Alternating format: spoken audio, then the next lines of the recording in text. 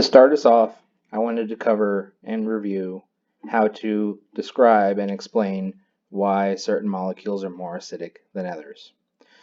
I have gone over this in the notes, but I just wanted to show you what my thought process is and do a little video for you guys. To begin with, you're given the two different acids and you need to treat both as an acid.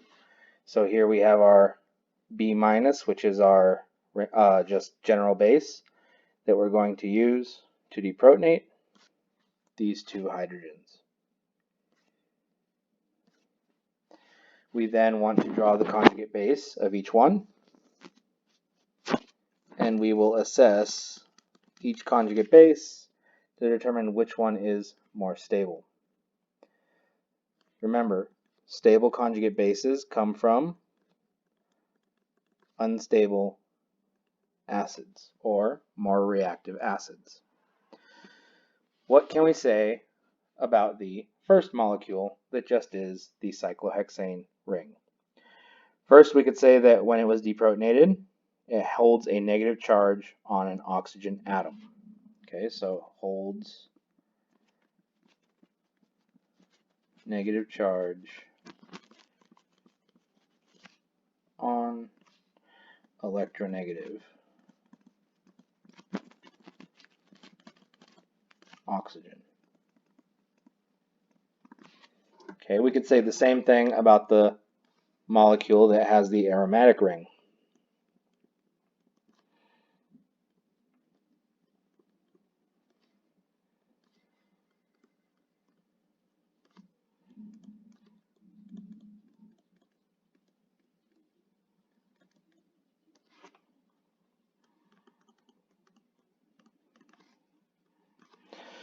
With that said, clearly this isn't going to be the difference in trying to figure out which one's more stable. So in this case, in the sense of Oreo, A is not going to make a difference. So the next thing we need to look at is and assess is the R. And R stands for resonance. The first molecule with just the cyclohexane cannot perform resonance. Okay, the one with the aromatic ring can perform resonance. Okay, and so to do this problem correctly, now you must draw the resonance structures so that we can make sure to see how many there are.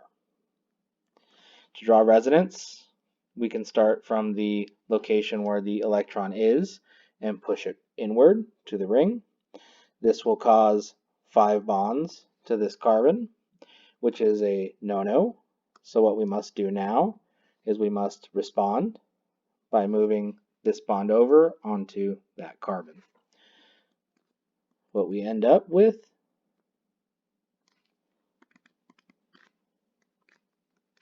is this molecule. We are not done drawing resonance for this molecule, so we must continue through. And since it's an aromatic ring, you will notice that you'll probably draw all the way through the ring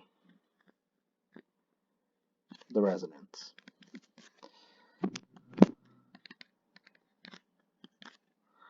One more time.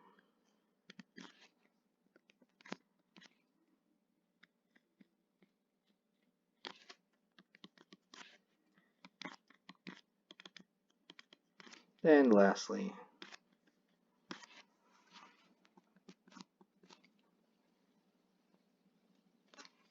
let me fix that for you. That's a little sloppy.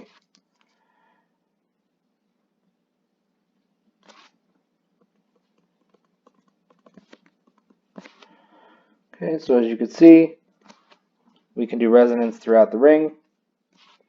And then you always want to make sure just to put brackets around your resonance structures so you know where you began and where you ended. So it can perform resonance, and it has how many resonance structures? 1, 2, 3, 4, and 5. So has 5 resonance structures. Okay, so now we've identified that there is a difference between the two molecules, and it's resonance. And so why is this a big deal? Why is resonance, or identifying that resonance is in one of the molecules, going to help us in identifying why something is more acidic? Well, resonance is a stabilizing factor. And so if you remember what I said at the beginning of the video, we're looking for the most stable conjugate base. Stable conjugate bases come from stronger acids. Okay, so to finish this problem, now we're going to have to write a paragraph explaining our answer. And to do that, I'm going to have to switch over to another page. So bear with me. That wasn't supposed to be there. I'll erase it. Okay, so now we are, again, I'll draw the two scenarios that we're looking at. pKa of this cyclohexanol is 18, and the pKa of the phenol is about 10.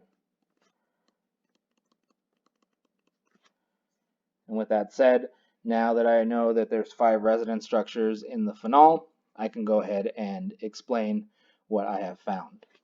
Okay, so phenol conjugate base has the ability to perform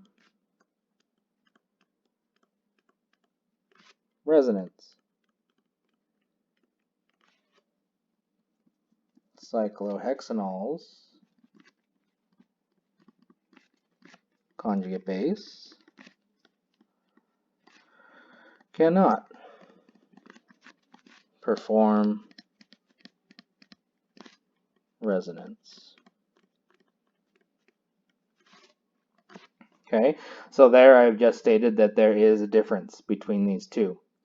Now let's go ahead and fully describe this resonance. Phenols conjugate base has 5 resonance structures.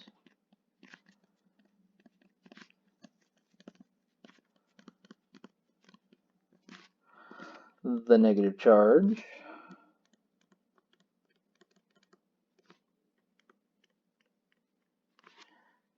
is delocalized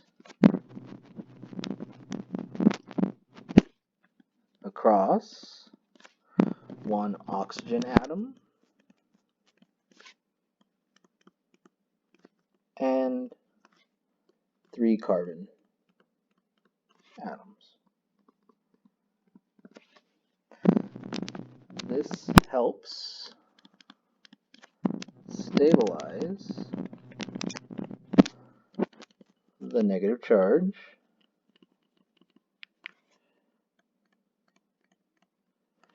and makes phenols conjugate base more stable compared to cyclohexanol's conjugate base.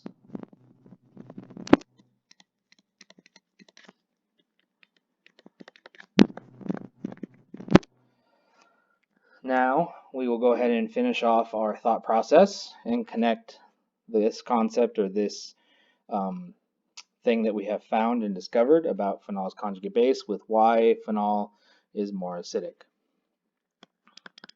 So what we're going to say is, since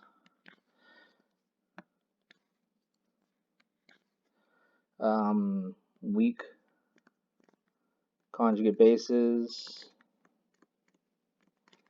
come from strong acids, we can conclude that the reason phenol is more acidic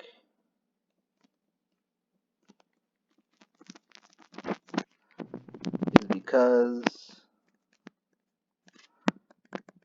its conjugate base is more stable. Hopefully this refreshed your mind about what we talked about when we went over acid and bases in the first semester of organic chemistry.